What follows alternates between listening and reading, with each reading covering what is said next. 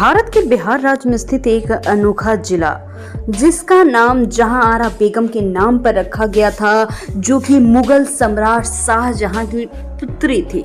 जी हाँ दोस्तों, वही मुगल सम्राट जिन्होंने ताजमहल बनवाया था और जो कि अकबर के पुत्र और सलीम के बेटे थे।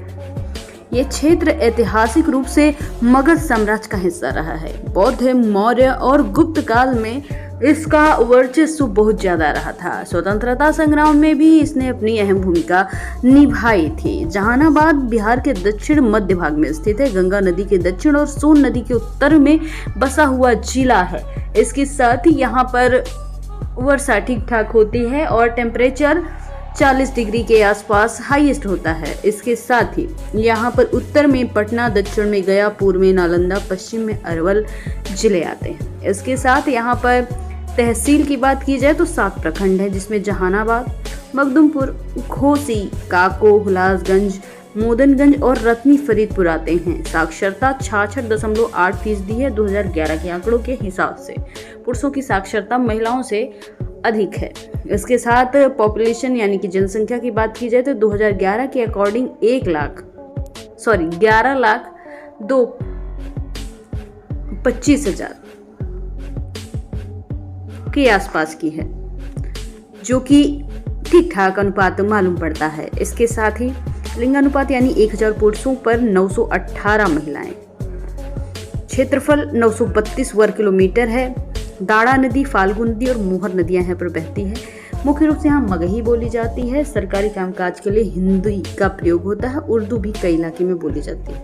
इसके साथ आरटीओ कोड की बात की जाए तो BR 25 है। रहन सहन की बात की जाए तो यहाँ धोती, कुर्ता, साड़ी, गमछा वस्त्र पहने जाते हैं। शहरी इलाकों में आधुनिक कपड़े पहने जाते हैं। कृषि और छोटे व्यवसाय, मजदूरी, सरकारी सेवा में यहाँ पर लोग तैनात हैं। इसके साथ ही कुजिन्स की बात की जाए तो लिट्टी चोखा, चूड़ा दही, सत्तू पराठा, खीर पूरी, सीजनल सब्जियां, दालें, ठेकुआ, खाजा खाए जाते हैं। इसके साथ ही फोक सॉन्ग की बात की जाए तो कजरी, बिरहा, सोहर, निर्गुण, झूमर काफ़ी प्रसिद्ध है। यहाँ पर कोयरी, कुर्मी, पासवान, मुसहर जनजातियाँ पाई जाती हैं, जो कि पिछड़ी और दलित जनजातियाँ हैं।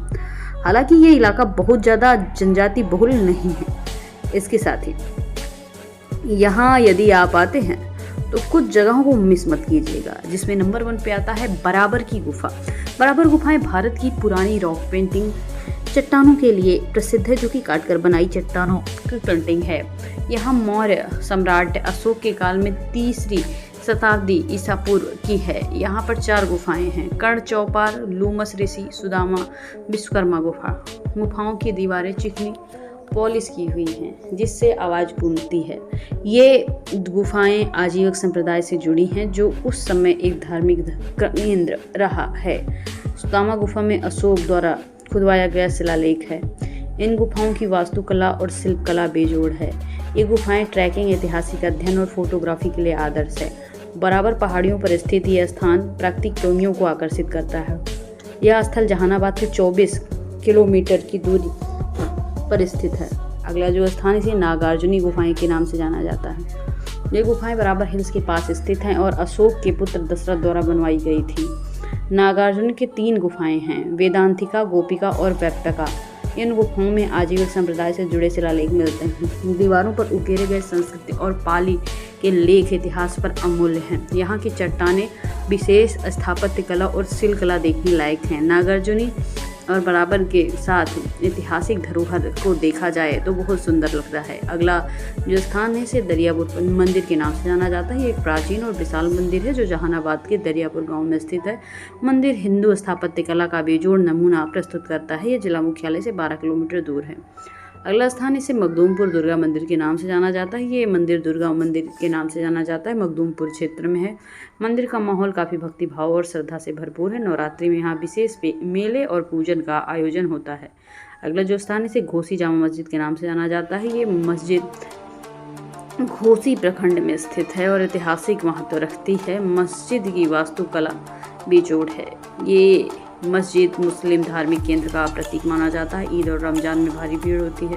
मस्जिद के प्रांगण में शांति सादगी का अनुभव कर पाएंगे। आसपास के लोग यहाँ नमाज पढ़ते हैं। यह क्षेत्र सौहार्द का उदाहरण है।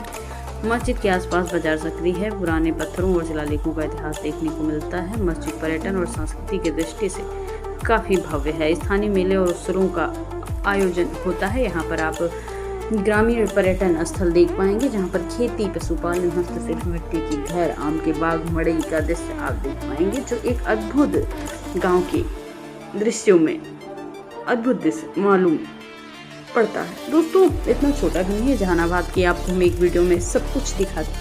पार्ट 2 चाहिए तो कमेंट सेक्शन में पार्ट 2 जरूर लिखिएगा। अगर आपको भी आपके शहर, प्रदेश या फिर कंट्री किसी भी जगह का वीडियो बनवाना है तो कमेंट सेक्शन में बता दीजिएगा। Thanks for watching.